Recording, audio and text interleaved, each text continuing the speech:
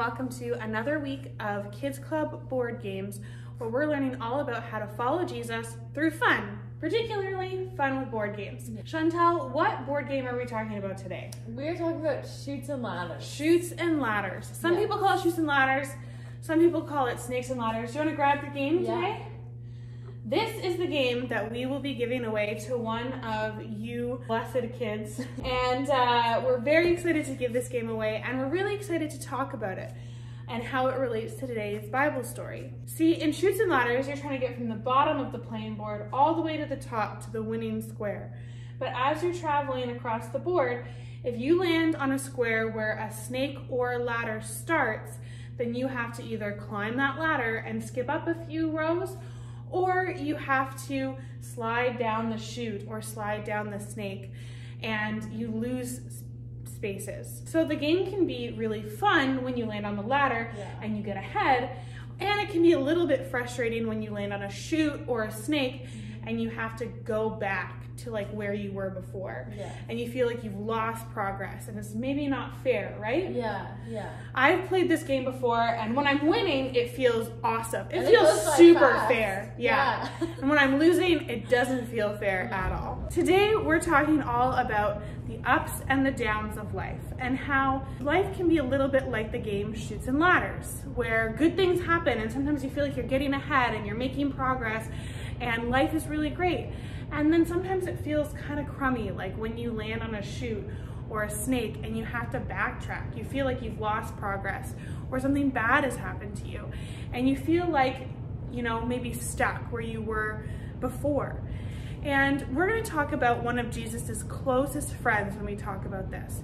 We're going to talk about two of them actually, and they were brothers, James and John. Jesus gave James and John the nicknames Sons of Thunder because they had a little bit of a temper and they had really big personalities. Does anybody out there have trouble being patient sometimes?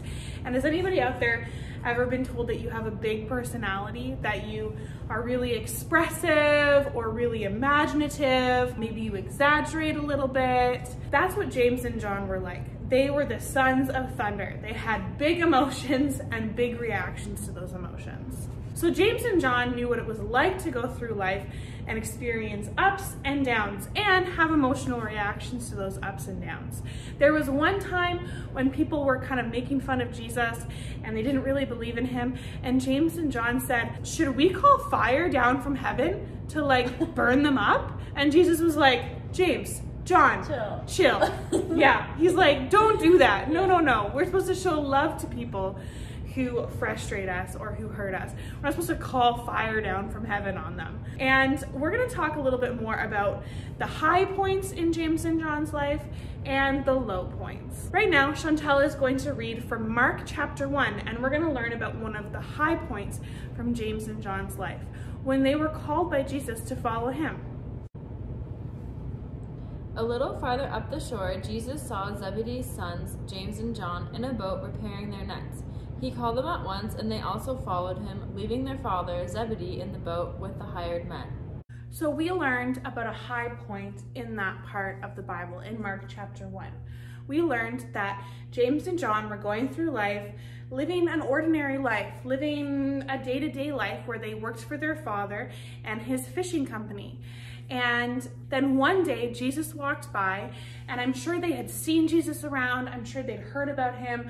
I'm sure that they'd even heard him teach. And Jesus said, "I want you two to follow me." And it says that that day James and John left behind their father's business, and they followed Jesus closely every single day, spending time with him and learning from him for the next 3 years. That would be a huge high point, right? Well, we're going to talk about an even higher point in their life. And this story has a really cool name that's kind of a little bit confusing. It's called the Transfiguration. Can you say that? The Transfiguration. But you have to say it like the Transfiguration. The Transfiguration. Perfect. 6 days later, Jesus took Peter, James, and John and led them up a high mountain to be alone. As the men watched, Jesus' appearance was transformed, and his clothes became dazzling white, far whiter than any earthly bleach could ever make them. Then Elijah and Moses appeared and began talking with Jesus. Peter exclaimed, "Rabbi, it's wonderful for us to be here. Let's make 3 shelters as memorials, one for you, one for Moses, and one for Elijah. He said this because he didn't really know what else to say, for they were all terrified. Then a cloud overshadowed them, and a voice from the cloud said, "This is my dearly loved son. Listen to him." Suddenly, when they all looked around, Moses and Elijah were gone, and they saw only Jesus with them. And this basically means that Jesus went up onto a mountaintop with his 3 closest disciples, James, John, and their friend Peter.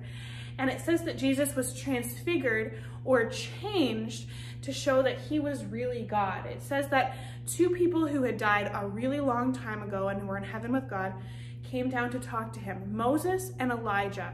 2 people who, when you read about them in the Old Testament in the Bible, you can see that they had powerful lives that helped people come closer to God, and they had powerful relationships with God. And when Jesus was talking to them, it says that his face changed and began to glow, and James and John and Peter actually got to see that Jesus was not only 100% human, he was also 100% God, and he was God walking around on earth, which was so exciting. They must have felt so honored, a little bit scared or freaked out, but it would have really helped their faith grow. But James and John didn't just experience high points in their life.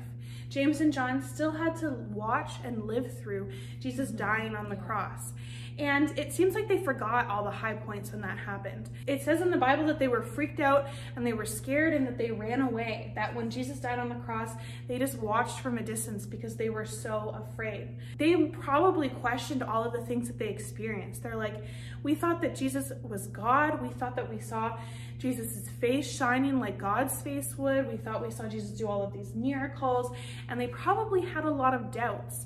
But then we find out that Jesus raised from the dead, and he came to visit James and John, and he told them that they were going to help start the church, or God's family of Christians here on earth. And James and John were so excited. They had all of these amazing high moments with God. They had a really low, scary moment where they thought that maybe Jesus wasn't who he said he was. And then they saw that Jesus had come back to life, and he had a plan for their lives about how they were going to start the church and tell everyone about Jesus, and people were going to start to believe in him and follow Jesus. And they must have been so excited. But then something pretty terrible happened.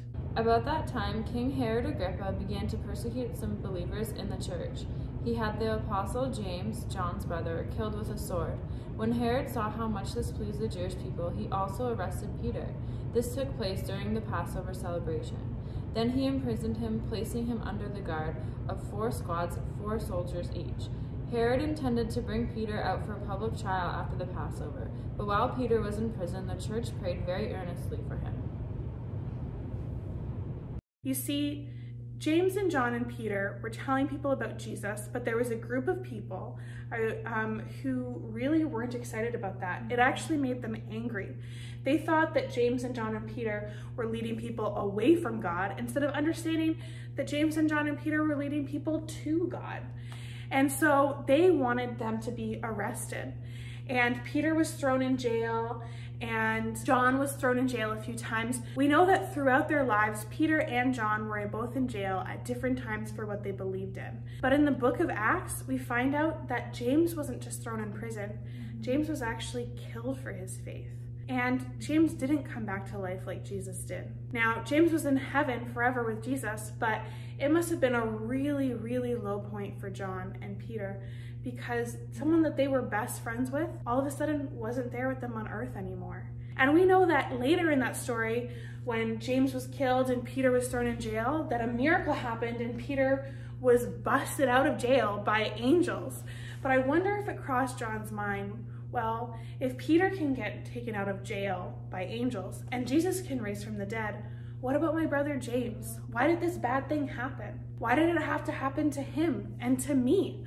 Because James is in heaven with Jesus and he doesn't feel any more pain anymore, but John is still here on earth and he definitely feels the pain of losing his brother. What we need to remember through this story, and what John remembered and believed, was that we need to trust God through life. That no matter the ups and downs that we face, God is always with us and he always has a plan. We might not understand why it was time for James to die, but we knew that God was always in control, that God isn't happy when bad things happen, that sometimes, God didn't cause James to die. That was the king at the time who made that choice. But we do know that God used what happened to James to help grow the church. You see, God is with us in the bad moments, and when we trust in him and follow him, he'll use those bad moments to bring good things later. That doesn't always make the bad moments less painful, but what helps a lot is to know that God is always with us. The Bible tells us that when we're sad,